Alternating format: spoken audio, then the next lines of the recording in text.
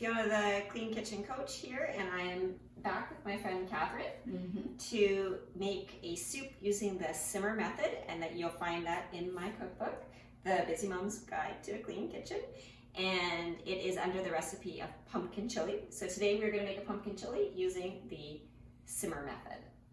So what is nice about the simmer method is it's really quick. So you can have a delicious chili that doesn't take a tremendous amount of time when you learn these shortcuts. So I know that you're opposed to some of these shortcuts. No, I'm not a working person, so. Right? Yeah, sometimes we have to make these concessions. So for example, in our chili, we're going to use a canned mixed beans out of a can. Yeah. And it's going to save you so much time if you could just buy beans and soak them and then cook them. So my tip about that though is don't cook them in the chili because they release that aquafaba, which is the water that's left over from cooking the beans, and it is really slimy actually. So it's a really good binder to use in place of eggs, and it's terrible left in your soups or your stews or your chilies because it makes it slimy. Definitely learned that one the hard way. Good to know. So we're gonna start today by roasting some red peppers and taking the skin off of them. And that's gonna make it a really luxurious feel to not have the skin on there. And because we're doing that, that is a tremendous time investment. Tremendous, like it's gonna take us about 20 minutes. So we're gonna make a whole bunch of shortcuts on the rest of the chili so that we can have it in time for lunch today, okay? All right, so have you ever roasted peppers and taken the skin off them before? I think I've done it once, but without any advice from a professional. Okay. So like, threw them in the oven and hope for the best? No, I cut them and then I threw them in my toaster oven, but I cut them up in like maybe halves or quarters. Okay. Yeah, that's what I did. Okay, so we're gonna leave them whole. I've got the oven on broil. We're gonna put them in there until they're black, but not too black. So how do you, we'll know. Yeah. So, and then once they turn black, then you're gonna rotate them. Now you never wanna eat black food because ashes are not something that's meant to go into our body. So that black is all gonna be disposed of. It's all gonna be removed, and we're just gonna be left with a really juicy flesh. All right, so I'm gonna go ahead and pop it in the oven at, it's at 550, so it's like really hot. So we wanna be mindful of it. It's probably gonna smoke in here. So I'm hoping that that doesn't happen, but we might test out the fire alarm system in this house today. It's not on broil, right? It's on 550. 550 is broil. Oh, it is. Okay. Just wanted to make sure. So, okay. And you're putting them on the top rack? On the top rack. Okay. So we're gonna prop the door open, and we are gonna keep a very close eye on that. Okay. So I like to set a timer as well to remind me, but I think with you and the cameraman, so somebody will be able to say, hey, that's burning, and we'll take it out of there. I usually put the timer on myself. Yeah. Yeah. It's, yeah. My timer's on my phone. My phone's being used to record us right now. Yeah. Okay. So we have to hope for the best. I know you have a timer out here somewhere. See? No, I don't, because I don't have my glasses on, because I'm not wearing my glasses because I don't like the way I look in them for the camera. So I can't actually see anything. We will It's not smart, don't. Yeah. Yeah. We'll remember. Okay. So then, this is the simmer method, which means that we need to be simmering in a liquid. And you don't want to simmer in water because it hasn't got any flavor. So what you want to do is you want to use a broth instead of water. So we are going to put a bit of water. Okay. And then we're going to... 3 or 4 cups. Yes. And then... add a cube. Oh, and I just wanted to point out that I have gathered all the ingredients and put them into this beautiful basket.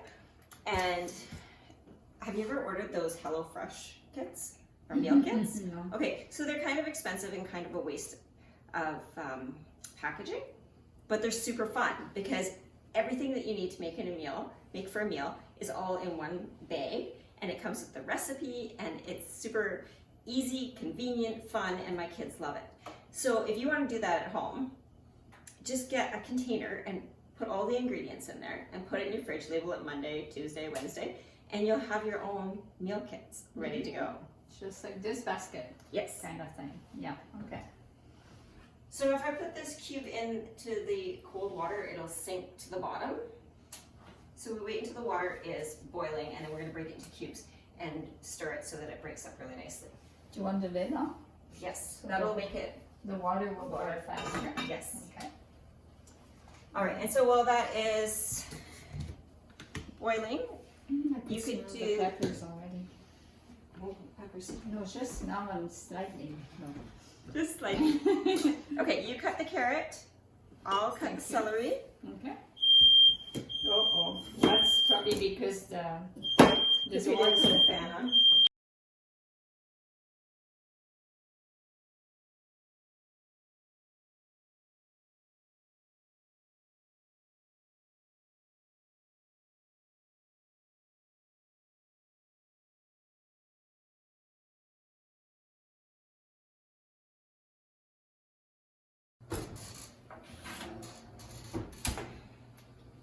All right, so these peppers are ready. You see how they're blackened on all sides and the skin is wrinkly?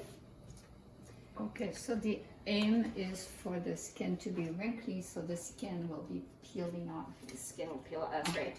So you'd asked earlier Mm-hmm. about why I was flattening, Yeah.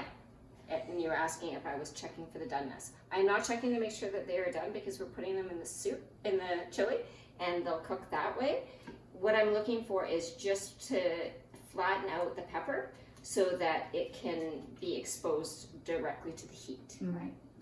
On all sides. on all sides, yeah. Mm-hmm. So now that the skin is nice and wrinkly, we're gonna put it into a bowl. We're gonna cover the bowl and kind of let it steam and let the skin get even more soft, and then once they're cool, then we can peel it. Yeah. When I was taught how to do it, it said to cover it with plastic wrap, but why not just use a plate? And then that's saving the environment. That's right. So we have the water that's boiling now. And we're gonna add in that bouillon cube.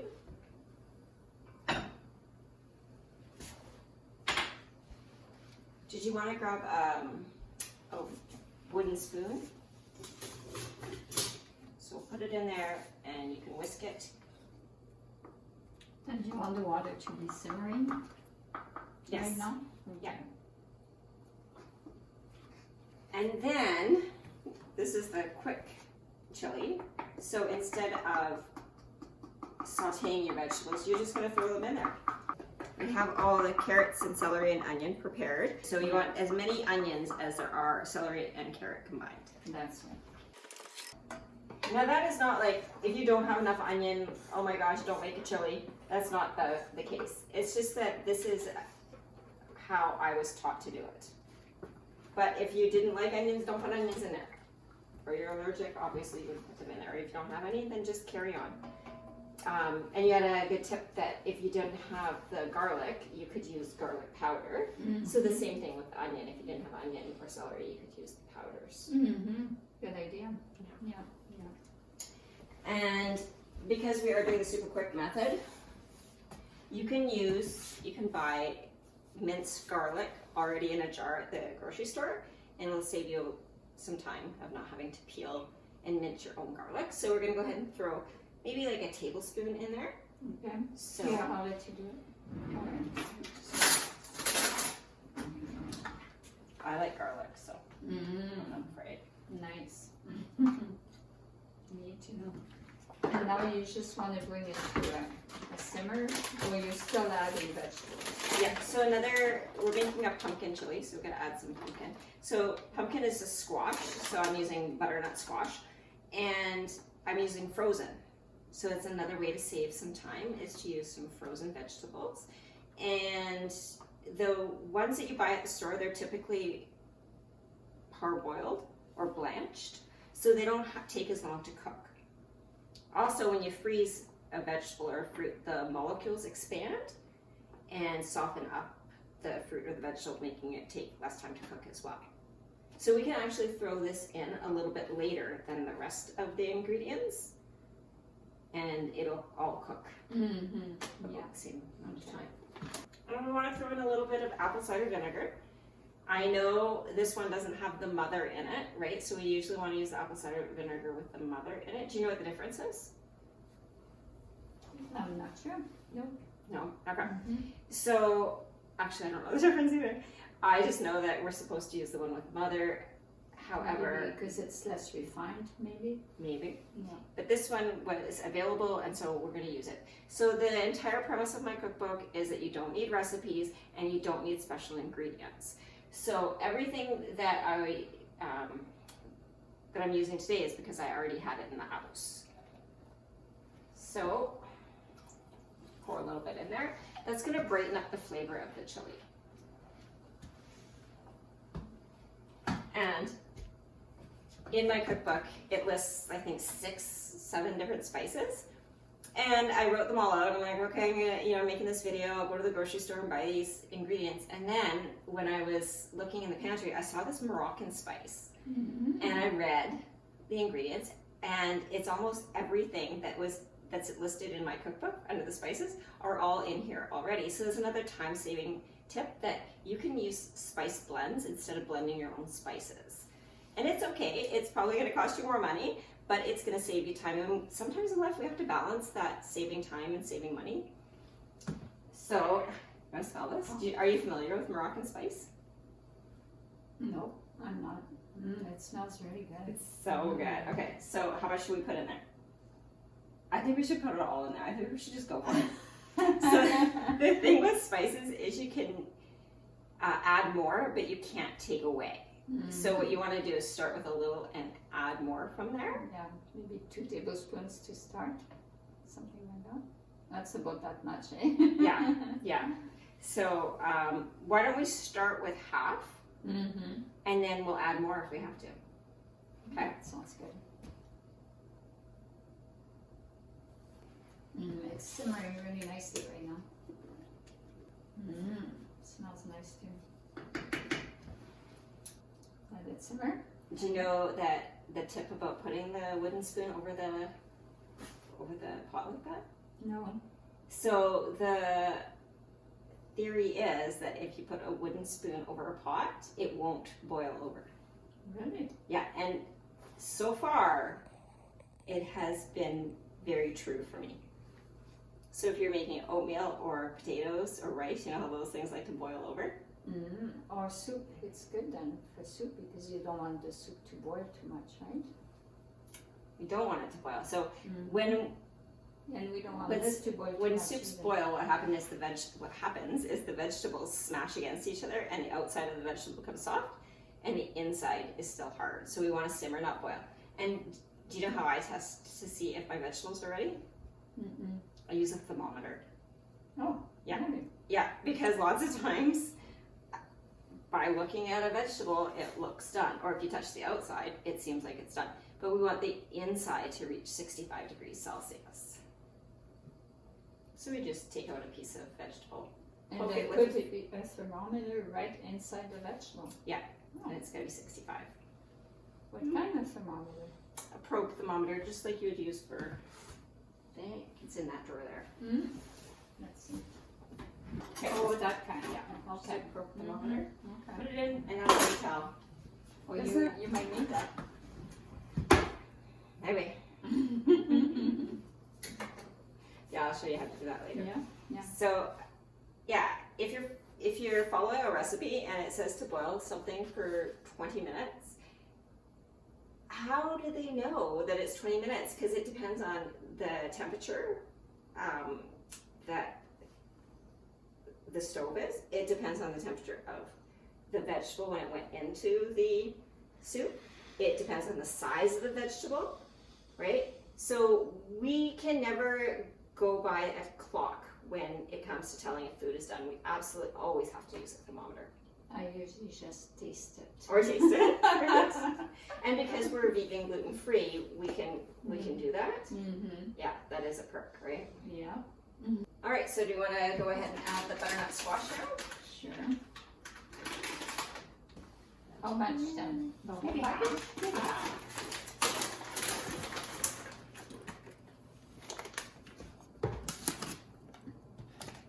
So definitely that's going to cool down the temperature. So Right. I'll put the heat up a little bit Good idea. until it simmers again. And while you're doing that, I'm going to rinse the beans. So we're using canned beans, which means that we have to rinse them really well to reduce the sodium in there and to make them not slimy. So our cameraman had a really good tip, and he said when you make your beans from dried beans, that you still have to rinse them really well.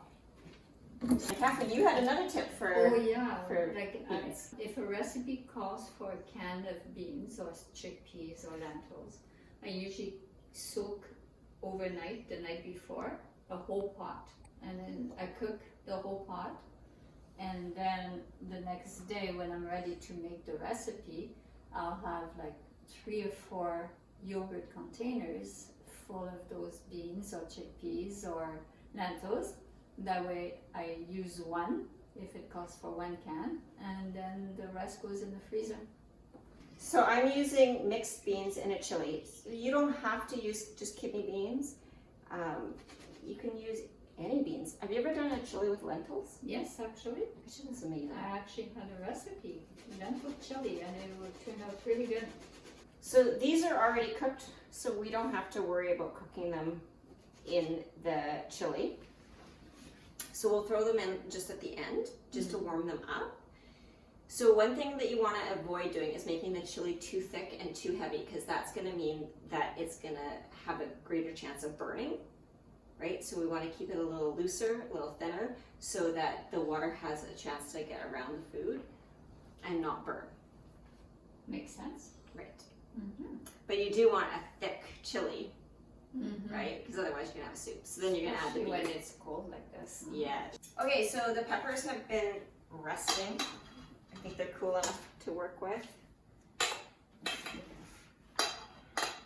Thank you.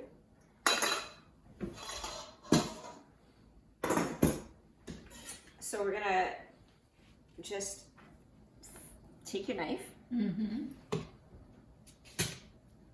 and the skin should just scrape right off. Can you see that? Mm-hmm. Just I comes see it. right off.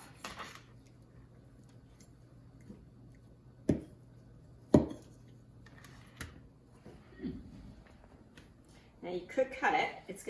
The juice is gonna come out at you.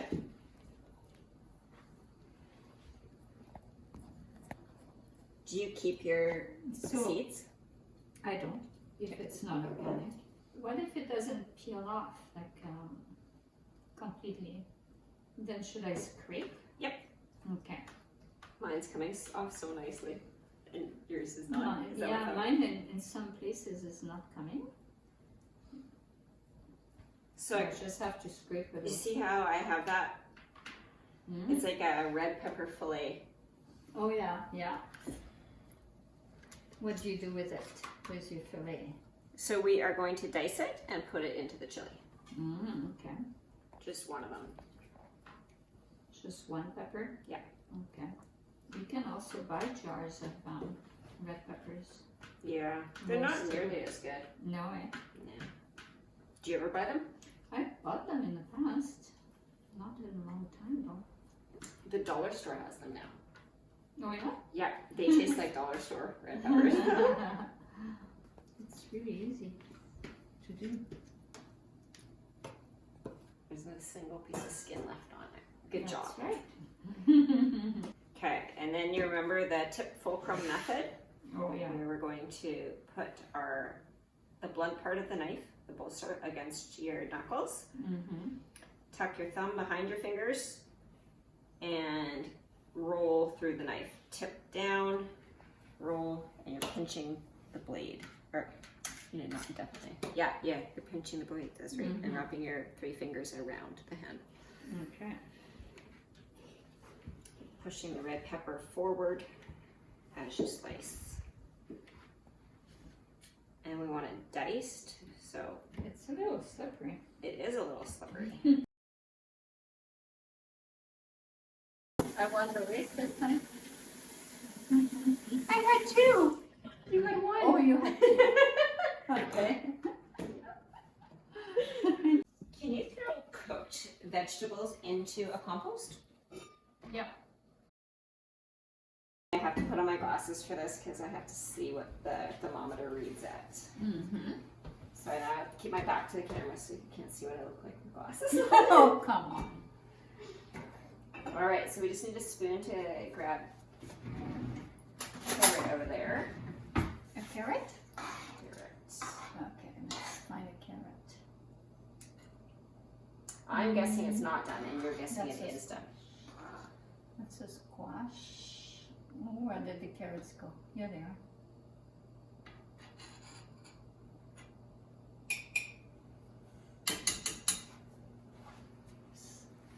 What does it say?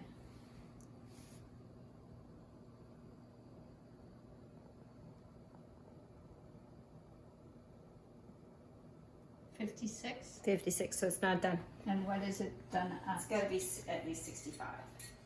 I don't understand how temperature can give you a measure of softness. I am not a scientist, but when it heats up to 65, then it's cooked, and when it's cooked, it's soft. Okay. Yeah, maybe I'm wrong. But sometimes you Maybe don't I'm wrong, want but I go to 65. But sometimes you don't want things to be too soft. Okay, super valid point. Maybe you like your vegetables more firm or more mushy, right? That's right. So me personally, I like it at 65. Okay, so it's just your personal taste. Right, I and should have tried that carrot to see if it was according to my okay, let's do it. taste. Let's do it.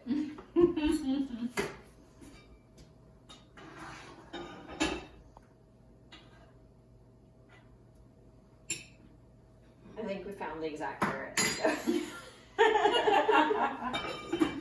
Okay, now we'll see if I like it. So do you know how to cool off food? You blow on it, right? Okay, so the plate is cold. So when you put the hot food on the cold plate, that's gonna help it cool down. When you take smaller amounts of food, then it'll cool down quickly. So you took one little tiny piece of carrot and put it on a cold plate. So that's gonna help that food to cool down quicker. So the reverse is also true. If you wanted to keep food hot, what you would do is you would have a hot plate and you would put more of the food on there. That makes sense. Okay. So. You were right. They're not done. Okay. One more thing I wanted to talk about was how to thicken a chili or a stew.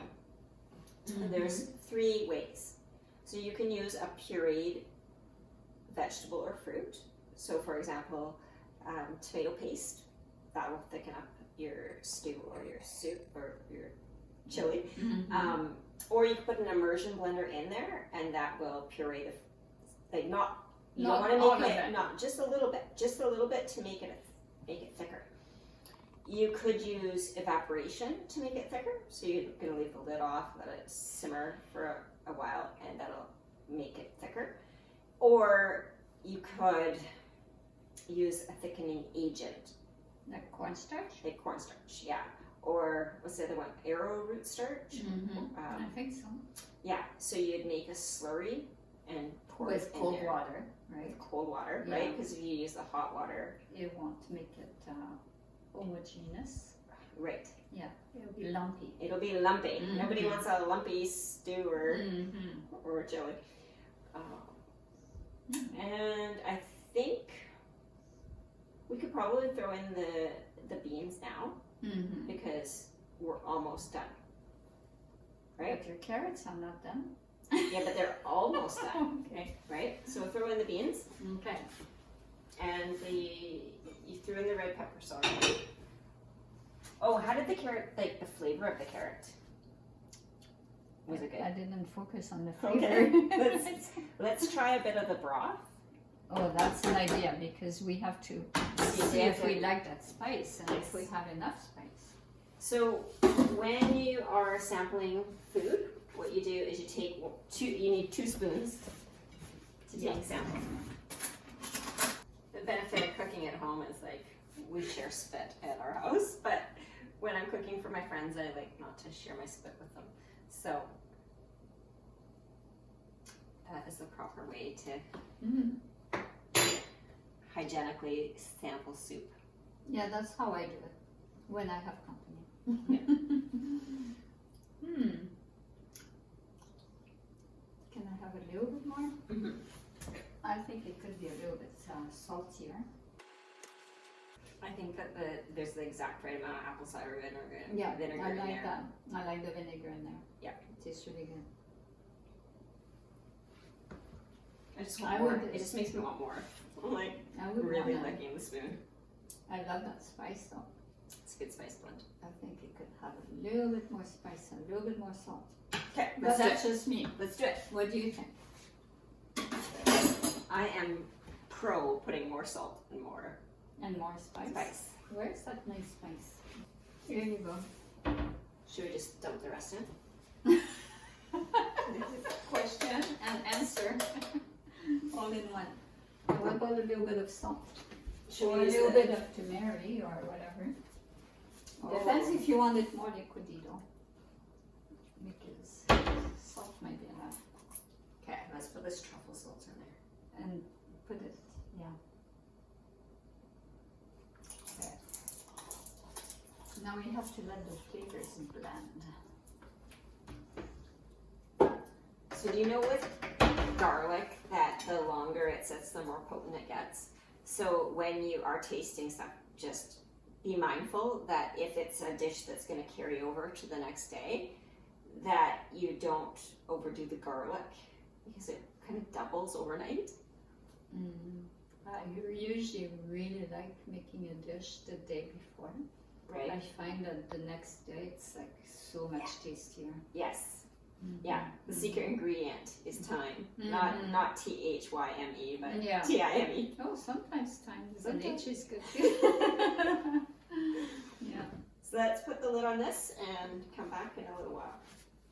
sounds good. What is it now? It is exactly 65. Okay, let me see what it tastes like when it is 65. Mmm. 100% done? Well, it's not mushy. It's just a tiny, tiny little bit firm, which is good. We don't want it to be mushy. Okay. Yeah, it's very tasty.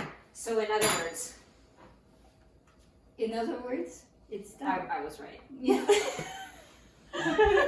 In other words, she was right.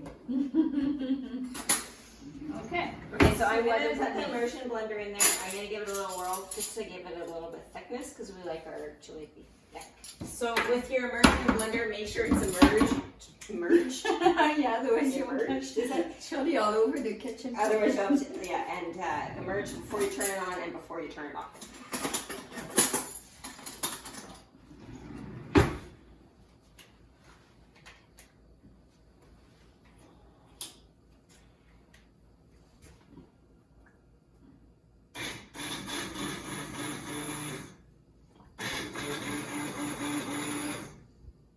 So that's thickening it right up.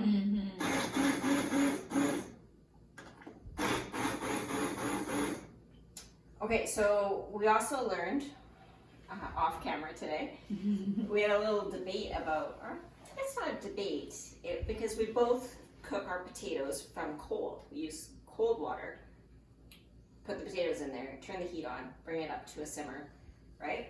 And we were wondering, If there's a reason for that. right, can you put the potatoes into boiling water and cook them that way? And the answer is no, not really. They will turn out mealy. So when you're making the simmering method for your soups, you would have to use potatoes that have already previously been cooked and just heat them up. Mm-hmm. So if you can't do that, because again we're working with a time restraint, that's why we're doing the simmering method, then just use some pasta, some gluten-free pasta, or some rice. Good idea. Or some corn. Okay. Okay, let's plate this up and taste it. Okay. And then we're gonna top it with a little bit of parsley. You know what else would be good on there is cilantro. Definitely. But I had parsley, I don't have cilantro. So we do is what we have, Right. Okay, you have to crumble your parsley. Okay.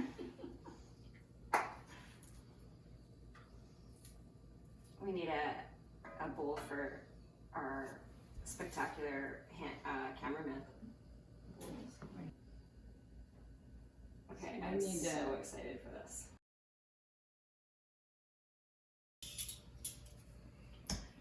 You get to try it.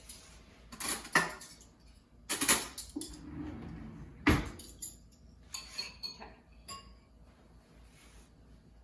It just smells so warm. It smells warm. And today is such a cold day. I smell the cinnamon. Okay. Bon appetit. Gonna try it. Oh, did I What if close it it was terrible and I spit it out on camera? It's bad manners to blow. Did you know it's bad manners to blow on your food? I had no idea. You're supposed to just be patient instead. Really? I had no idea. Good thing you told me. Okay, no blowing. What do you think? So far, so good. I love it. Yeah. Me too. But I haven't had a bite of peppers yet. The Ooh, the red the peppers. roasted red peppers. My favorite is the onion. Oh yeah?